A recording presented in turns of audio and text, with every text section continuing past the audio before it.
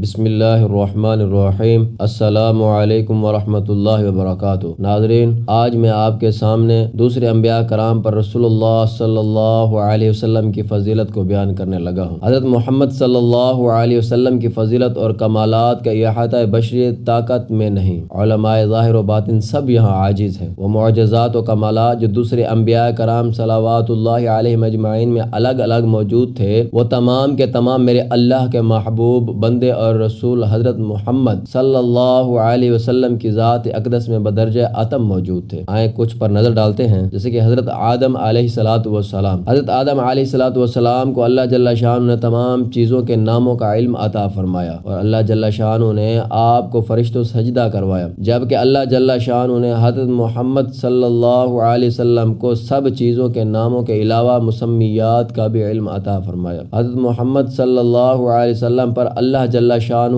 اور اس کے تمام فرشتے درود و سلام بھیجتے رہتے ہیں۔ اس کے علاوہ تمام مومنین کرام بھی آپ صلی اللہ علیہ وسلم کو درود و سلام بھیجتے رہتے ہیں۔ یہ شرف صرف آپ کو ہی حاصل ہے، کیونکہ سجدہ تو ایک بار ہو کر منقطع ہو جاتا ہے، جبکہ درود و سلام کا سلسلہ تو ہر وقت جاری و ساری رہتا ہے اور رہے گا۔ امام فخر الدین رازی رحمۃ اللہ علیہ اپنی کتاب تفسیر کبیر میں ارشاد فرماتے ہیں کہ اللہ جل شانہ نے فرشتوں کو اس لیے سجدے کا حکم دیا تھا کہ نور محمدی صلی اللہ علیہ وسلم حضرت آدم علیہ السلام کی پیشانی میں رکھا گیا تھا۔ اسی طرح حضرت ادریس علیہ السلام پر آپ پر کیا فضیلت تھی، آئیے بیان کرتے ہیں۔ حضرت ادریس علیہ السلام کو اللہ جل شانہ نے آسمان پر اٹھایا، جبکہ حضرت محمد صلی اللہ علیہ وسلم کو اللہ جل شانہ نے معراج کی رات عرش معلی تک کی سیر کرانے کے ساتھ ساتھ جنت اور دوزخ کے احوال بھی دکھائے، اور یہ مقام صرف میرے اللہ جل شانہ کے لاڈلے رسول حضرت محمد کو ہی حاصل ہے، جبکہ باقی تمام رسول اس اعزاز سے محروم رہے۔ حضرت نوح علیہ السلام پر کیا فضیلت تھی آپ صلی اللہ علیہ وسلم کو؟ اللہ جل شانہ نے حضرت نوح علیہ السلام کو اور آپ پر ایمان لانے والوں کو طوفان میں غرق ہونے سے نجات دی، جبکہ اللہ جل شانہ نے آپ صلی اللہ علیہ وسلم کی امت کو ہر قسم کے عذاب سے محفوظ رکھا۔ اللہ جل شانہ نے کشتی نوح کو بھی آپ صلی اللہ علیہ وسلم ہی کے نور کی برکت سے غرق ہونے سے بچایا، کیونکہ اس وقت نور محمدی صلی اللہ علیہ وسلم حضرت سیدنا سام کی پیشانی مبارک میں موجود تھا۔ حضرت ہود علیہ السلام پر کیا فضیلت تھی؟ اللہ جل شانہ نے حضرت ہود علیہ